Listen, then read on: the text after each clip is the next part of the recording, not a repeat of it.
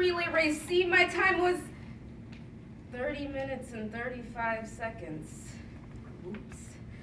This is a tryout for the track team, but come on, guys. You can't be mad at me. While you were rushing to get to the finish line, I sniffed a lilac bush, captured some artsy Snapchats, and befriended that squirrel that lives under the bleachers. What's up, Pablo? Which I think is way more valuable than making it to the finish line sweating like leaky sausages and dropping to the ground like Steve over here. He still hasn't gotten up. Which is exactly what I'm afraid will happen to all of us. I see what you do before tryouts. Scribbling down your homework for 15 seconds, trampling over each other in the locker rooms, driving over the speed limit to pick up your fast food, then eating your fast food fast, then throwing it up on the floor like Steve. But instead of throwing up our lunches, we should be throwing out the unneeded stress in our lives. Because by the look of your flushed faces, I can tell this fast-forward lifestyle has been taking its toll. To be honest, I'm not here to try out. I just realized I was so caught up in the hustle and bustle of life, I lost track of what's really important, enjoying life. So I, Morgan Lee, am here to speak to you, the varsity track team, to stop you from getting caught up in a speedy life you can't control.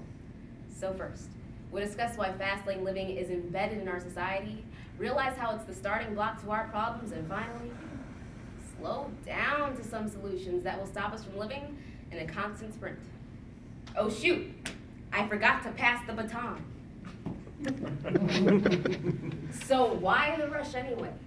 We feel the need to live swiftly because of the fast-paced world around us. Psychologist Dr. Richard Wiseman, along with the help of the British Council, conducted a study to measure the pace of everyday life worldwide. By traveling to various locations and testing things as simplistic as the pace pedestrians walk down the street, they were able to conclude that the overall pace of life has increased by 10% worldwide since the mid-90s. We live in a world where fast is more efficient, and it's manifested everywhere. Fast food, fast lanes, fast passes, fast technology. In an article from Psychology Today, Christine Holbom mentions that studies point to technological advances as a possible explanation for our collective sense of urgency. In her words, the immediacy of communication has informed our time perception. But let's be honest, with communication going from, Dear Coach Sanderson, I believe Steve is now unconscious, to, at Coach Sand, Steve RIP, technology is a huge reason why society is grasping onto the need for speed. And because everything around us is speeding up, our brains can't help but become desensitized to the pace. In a 2014 article titled Society's Self-Destructive Addiction to Faster Living, Dr. Stephanie Brown mentions that people are out of control in their behaviors, feelings, and thinking, yet they believe they are normal.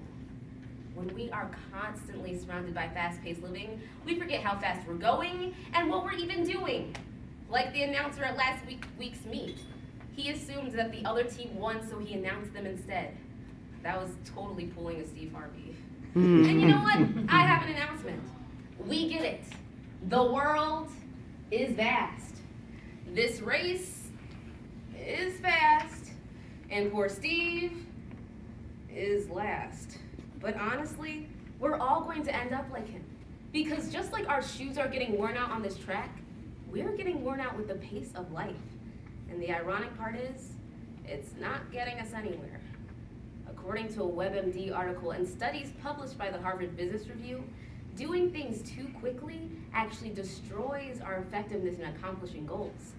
The article explains how hurrying to finish projects and constant multitasking not only kills our creativity, it also reduces our productivity. So much fast moving prevents from things being accurate, and things are more likely to be sloppy. Like that sloppy Joe on the floor over there. No, it's literally Joe trying to perform CPR on Steve. I don't think he's doing that right. What's the point of moving fast if we're not even taking the time to breathe? Living fast is also toxic because of the psychological damage it brings. In her book, Speed, Facing Our Addiction to Faster and Faster, Dr. Stephanie Brown discusses this very concept. She states that we believe we should be able to go this fast and that there's something wrong with us if we can't keep up. This way of thinking leads to a negative spiral of emotions. Dr. Brown goes on to say, the exhausting, fast pace of life promotes overstimulation and overscheduling, chronic stressors that lead to behavioral, mood, and attention disorders. When we live too fast and put too much pressure on ourselves, we go nuts. And trust me, these nuts ain't worth it. You know, Coach still has that timer on me, but I'm just going to take my time, which is exactly what we need to do to get out of this mess.